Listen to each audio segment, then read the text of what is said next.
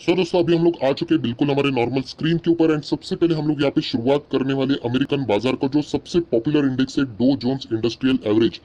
तो दोस्तों सबसे पहले मैं आप लोगों को टाइम नोटिफाइड करके बताना चाहूंगा 9:15 पे फिलहाल ये वीडियो इनिशिएट कर रहा हूँ बनाते वक्त। बनते बनते शायद से 9:25 भी हो जाए, अपलोड करते वक्त शायद से पौने 10 भी बच जाए।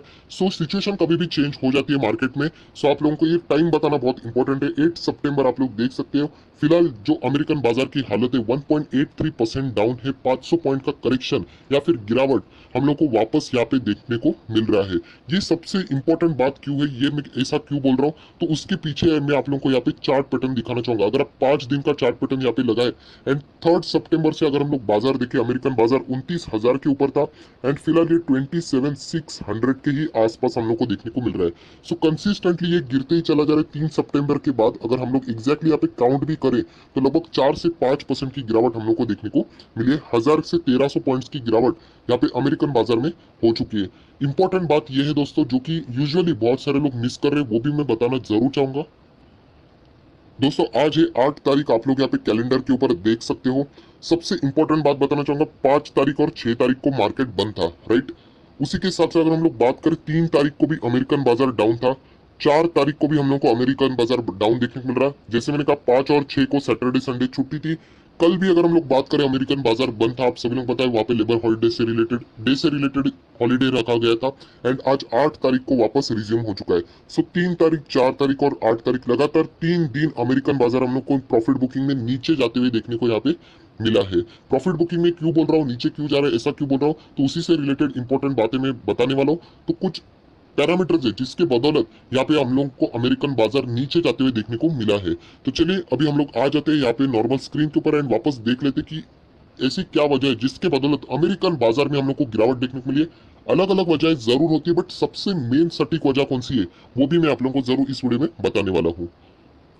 दोस्तों अमेरिकन बाजार की बात करता हूं तो हमेशा मैं पहले आप लोगों को डो जोन्स 30 का फ्यूचर आप लोगों को दिखा देता हूं, जो कि आप लोग इससे अंदाजा लगा सकते हैं। 495 पॉइंट्स की गिरावट फ्यूचर्स में अभी हम लोग को देखने को मिल रही है। अगर आप इसका चार्ट पैटर्न भी देखोगे तो बहुत ही स्टिफ तरीके से यहाँ पे गिरते हुए देखने को मिल रहा है। अगर मैं कैंडलस्टिक चार्ट पैटर्न भी लगा दूं तो आप लोग देख सकते हैं सेलिंग ही हम लोग को यहाँ पे फिलहाल देखने को मिल रही है।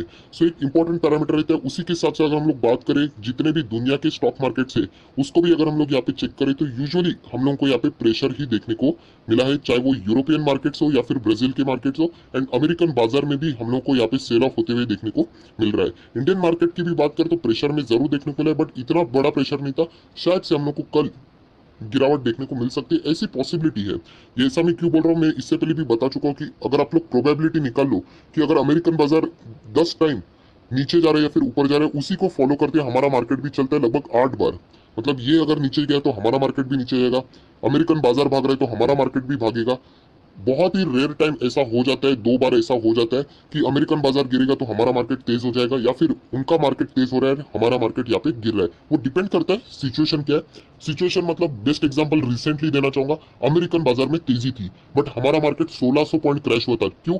क्योंकि चाइना से रिलेटेड न्यूज सामने आई थी, इंडिया चाइना बॉर्डर पे टेंशन देखने को मिला एंड सेबी ने नए रूल्स को पोस्टपोन करने से तभी मना किया था। उन्होंने कहा कि नेक्स्ट दिन ही हम लोग अप्लाई करने वाले हैं। सो ऐसे इंटरनल इश्यूज हो जाते तभी हम लोग कह सकते हैं 8 में से दो बार रहता है जब हम लोगों को अपोजिट साइड के डायरेक्शन देखने को मिल जाते हैं। सो ये इंपॉर्टेंट चीज है जो कि आप लोगों को यहाँ पे पता होना चाहिए। यूजुअली ये सारी चीजें ट्रेडर्स के लिए इंपॉर्टेंट होती है, लॉन्ग टर्म इन्वेस्टर्स के लिए इसका कोई भी ऐसा डैमेज देखने को नहीं मिलता है।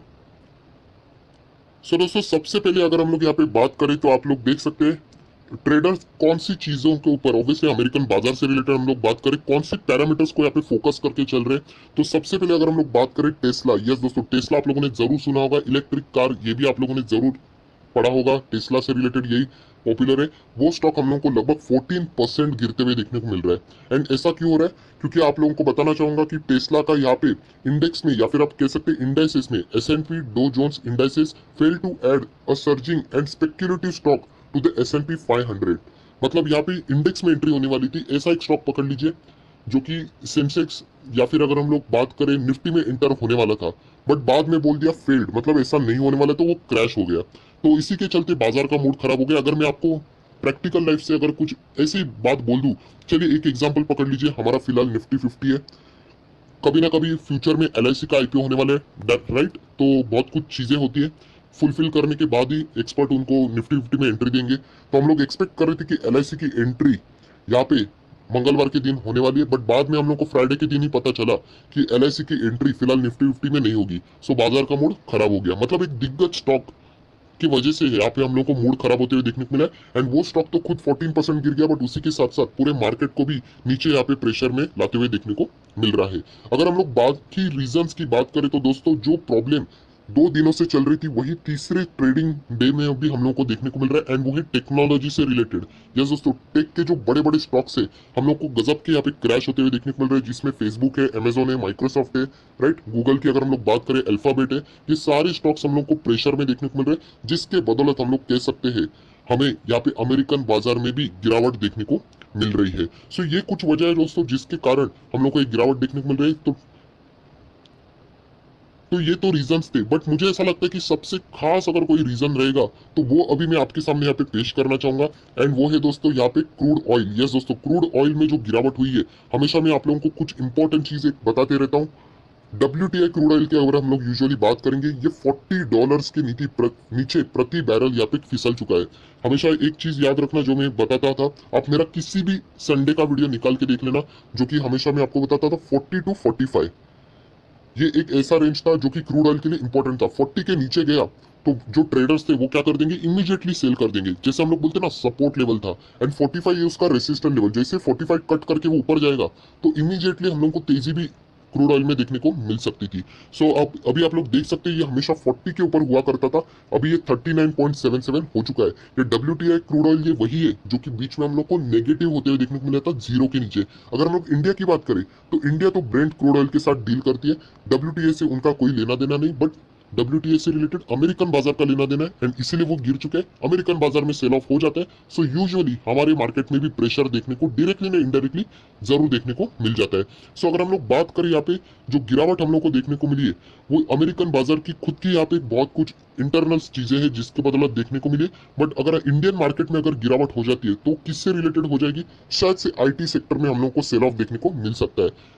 अमेरिकन बाजार में IT कंपनियां गिरी है, मतलब IT कंपनीज में कुछ गड़बड़ हो गई है, तो ऐसा बिल्कुल भी नहीं। वहां पे भी IT कंपनी इतनी ज्यादा चल चुकी है, इतनी ज्यादा चल चुकी है, तो वहां पे हम लोग को प्रॉफिट बुकिंग देखने को मिल रही है। तो शायद से हमारे मार्केट में भी अगर आप देखोगे तो IT कंपनी बहुत ज्यादा अच्छा चल चुकी है। इनफैक्ट TCS मुझे आज भी याद है 2300 का जो उनका स्ट्रॉन्ग रेसिस्टेंट लेवल था, 6 बार तोड़ने का कोशिश किया था, पॉसिबल नहीं हो रहा था, वो अभी तोड़ के 2300 के ऊपर चलना शुरू कर चुका है। मतलब IT कंपनियां जबरदस्त चल रही है, HCL टेक्नोलॉजी, इन्फोसिस हो, L&T इन्फोटेक हो, आप जितनी भी IT कंपनियां देखोगे बहुत ही शानदार यहाँ पे चल रही है। सो हम लोग आशा करेंगे यहाँ पे IT कंपनीज का परफॉर्मेंस अच्छा बने रहे, क्योंकि हैप्पीएस्ट माइंड टेक्नोलॉजीज का IPO ये भी IT सेक्टर से ही जुड़ा हुआ है। सो ये लिस्ट होते वक्त तो सारी चीजें यहाँ पे नॉर्मल जरूर रहनी चाहिए, वरना कभी ना कभी ऐसी दिक्कतें भी हो सकती है। सो दोस्तों यही थी जो मेजर वजह जो आप लोगों को यहाँ पे पता होनी चाहिए, जो बार बार मैं आप लोगों को बताते रहता हूँ, जो कि रिटेल निवेशकों को मैं बताना चाहूंगा। जब ये चैनल नहीं था, बहुत सारे लोगों का फीडबैक यही आता है कि हम लोगों को ये पता ही नहीं था कि अमेरिकन बाजार क्या होता है। अभी वो देखना शुरू कर चुके, तो अभी उनको पता चल जाता है कि मार्केट के पहले यहाँ पे क्या क्या पॉसिबिलिटीज बन पाएगी। सो दोस्तों जब भी मैं अमेरिकन बाजार के साथ हमारा मार्केट कंपेयर करता हूँ, ये चार्ट पैटर्न में हमेशा आप लोगों को दिखाता हूँ, क्योंकि जो लोगों के दिमाग में ये डाउट रहता है वो क्लियर हो जाएगा कि अमेरिकन बाजार कोई अगर इंडियन मार्केट फॉलो करता है तो क्या मतलब। दोस्तों ऐसा ही है, आप लोग देख सकते हैं, सिर्फ इंडियन मार्केट क्या पूरी दुनिया का मार्केट फॉलो करता है। सो अभी आप लोग देख सकते हैं, जो हमेशा मैं इस वीडियो में ऐसे टॉपिक को कवर करते हो आप लोगों को यही चीजें बताता हूँ। मुझे बता देना इसमें अमेरिकन बाजार कौन सा है एंड इंडिया का बाजार कौन सा है, मतलब निफ्टी 50 कौन सा है एंड डो जोन कौन सा है। तो आप लोग यहाँ पे अंदाजा नहीं लगा सकते, क्योंकि दोनों के चार्ट पैटर्न बिल्कुल सेम चल रहे हैं। आप लोग देख लेना, ये ऊपर तब ये नीचे तब ये सेम, मतलब ये भी नीचे ऊपर नीचे बिल्कुल सेम यहाँ पे वॉलेटिलिटी है। 6 महीने का चार्ट पैटर्न दिखाना चाहूंगा, देख लेना बिल्कुल सेम है। 1 साल का आपके सामने ओपन करता हूँ, आपको कोई फर्क ही नजर नहीं आएगा। तो यही कहना चाहूंगा, पैटर्न देख लेना, बिल्कुल सेम पैटर्न पे यहाँ पे चलता है। थोड़ा सा 19-20 होता है, जैसे मैंने कहा 8 में से 2 बार ऐसा रहेगा कि वो एग्जैक्टली फॉलो नहीं करेगा, बट अल्टीमेटली जितना डैमेज हुआ है वो उतना ही रिकवर करके उसी लेवल पे पहुंच जाता है। सो ये आप लोग देख सकते हैं, एंड जैसे मैंने हमेशा आपको बताया लाल निशान निफ्टी का है एंड नीला निशान यहाँ पे अमेरिकन बाजार का है। सो ये बिल्कुल सेम चलते हैं। तो इसीलिए बहुत सारे लोग अमेरिकन बाजार में कभी भी सेल ऑफ आ जाता है, हम लोगों को हमारे मार्केट में भी प्रेशर या फिर प्रॉफिट बुकिंग देखने को मिल जाती है। ऐसी एक पॉसिबिलिटी है। सो इसका कोई गारंटी नहीं होती कि ऐसा ही होगा, क्या पता कल हमारे मार्केट में कोई अच्छी न्यूज सामने आ जाए, स्टिमुलस पैकेज से कोई अनाउंसमेंट हो जाए तो रैली भी आ सकती है। सो डिपेंड करता है सारी सिचुएशन को देख के कि मार्केट का डायरेक्शन कहा जाएगा। बट फिलहाल हम लोग यहाँ पे कह सकते हैं अमेरिकन बाजार में हम लोग को यहाँ पे प्रॉफिट बुकिंग देखने को मिल रही है, एंड वो आईटी सेक्टर की वजह से यहाँ पे हम लोग को प्रेशर लगातार तीसरे ट्रेडिंग डे पे भी देखने को मिल रहा है। तो देख लेते हैं कल के दिन हमारा मार्केट का रिएक्शन कैसे रहेगा। एज सच अगर मैं हमेशा बात करता हूँ, लॉन्ग टर्म इन्वेस्टर के लिए कोई ये प्रेशर वाली बात नहीं होती है। जो लोग शॉर्ट टर्म में कुछ चीजें करने जाते हैं, बीटीएसटी एसटीबीटी, ऐसे लोगों के लिए बहुत ही प्रेशर वाली सिचुएशन होती है, जिसके साथ उनको अभी कल डील यहाँ पे जरूर करना पड़ने वाला है। सो आया आशा करता हूँ आपको वीडियो अच्छा लगे तो जरूर लाइक कर देना, दोस्तों के साथ शेयर करना। तो that's it, thank you very much दोस्तों, we will be meeting next video, तब तक के लिए बाय बाय।